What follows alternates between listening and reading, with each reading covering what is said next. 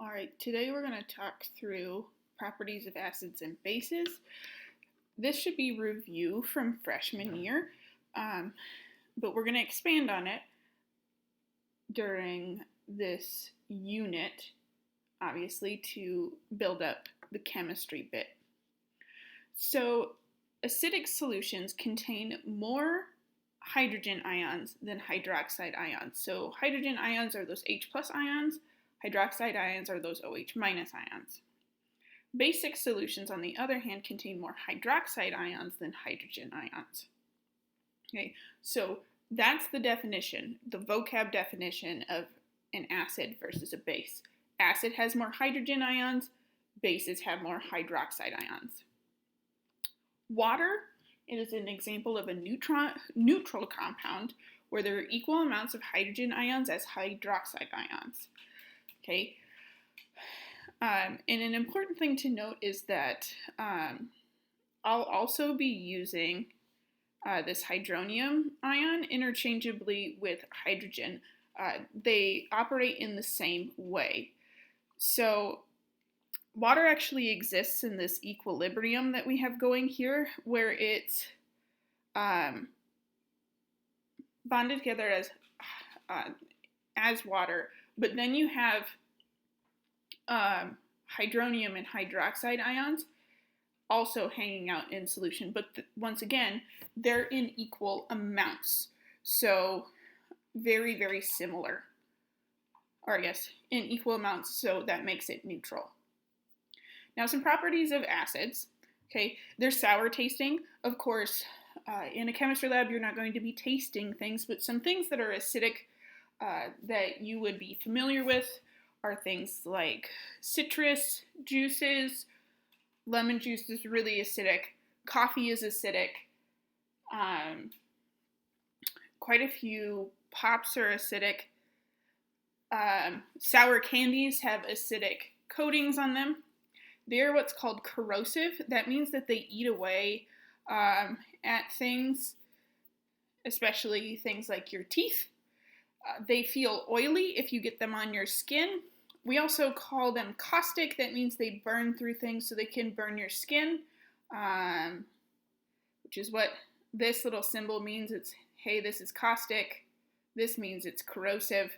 And then they also react with metals. So they can make metals oxidize faster, and they can also remove rust if you need to happen. Now, bases, on the other hand, they taste bitter.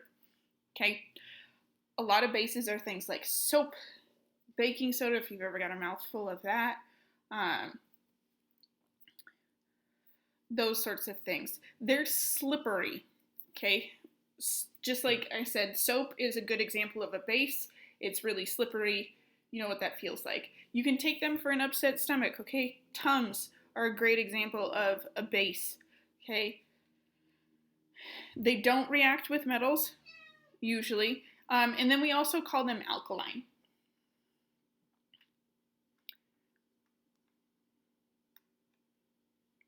So there's different ways that we describe acid. Arrhenius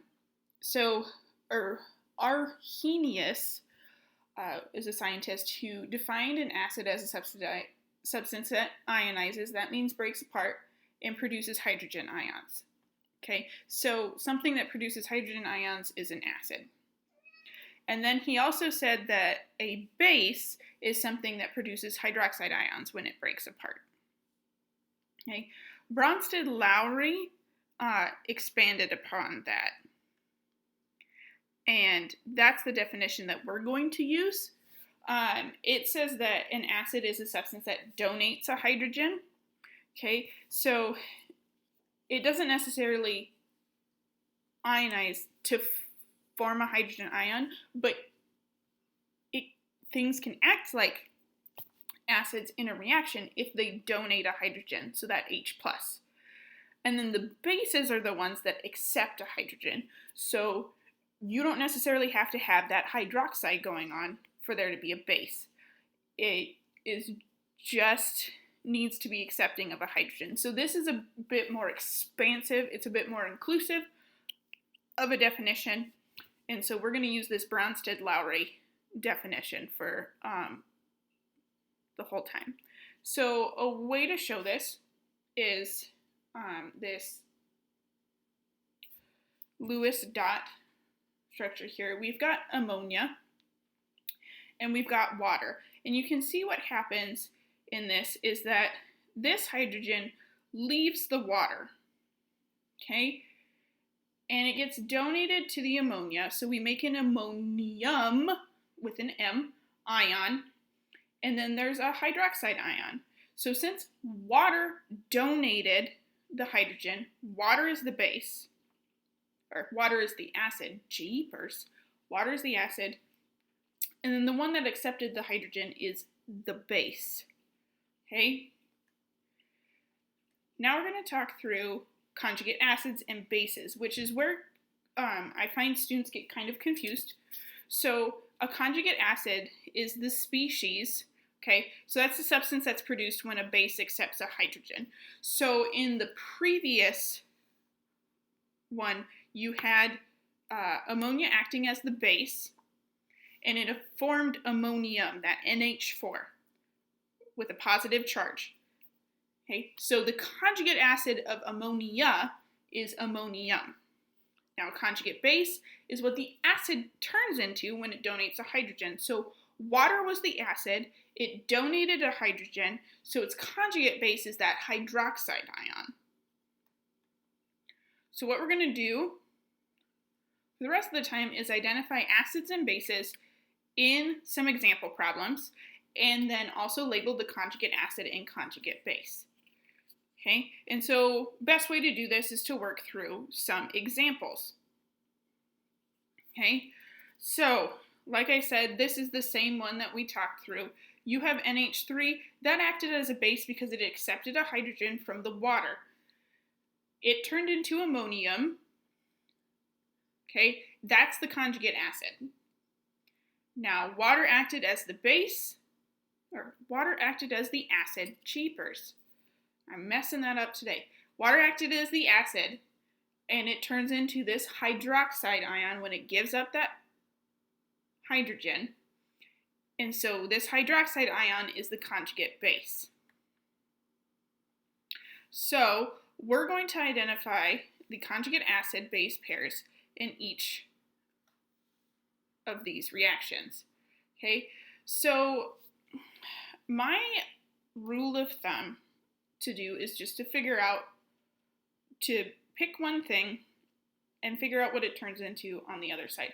So this NH4 plus, that ammonium, okay, over on the other side, it ends up losing a hydrogen. So that means it donated a hydrogen. So that makes this an acid. Okay, and then what it turned into would be the conjugate base. Okay, that means that the other one on this side has to be the base. Okay, and what it turns into is the conjugate acid. So like I said, just pick one of your two reactants and figure out what happens with it. So I'm just going to pick this one. We've got HBr. So on the other side, you can see we've got Br minus, and that's what it turned into. So what happened was this hydrobromic acid donated a hydrogen to the water and turned into this bromide ion. So that makes it an acid because it donated a hydrogen. What it turns into, that ion, is the conjugate base. That means the water has to be the base, and this is the conjugate acid. Okay? So let's try with this one. Okay, we've got a carbonate ion. So we're going to look and see what happens to it on this other side. So you can see it gained a hydrogen to turn into a bicarbonate ion. So since it gained a hydrogen, okay, or accepted a hydrogen, that makes that a base. And what it turned it into is its conjugate acid. which means that water in this case actually acts as an acid, and that hydronium is the conjugate base. Okay. Try that last one on your own, and we'll see if you get it correct. I'm going to pop the answer up here, give about 10 more seconds, and then I will write the answer.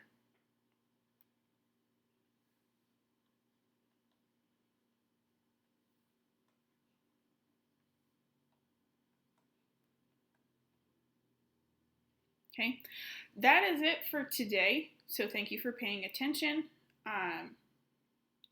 Please make sure you check your work with the key that's up front.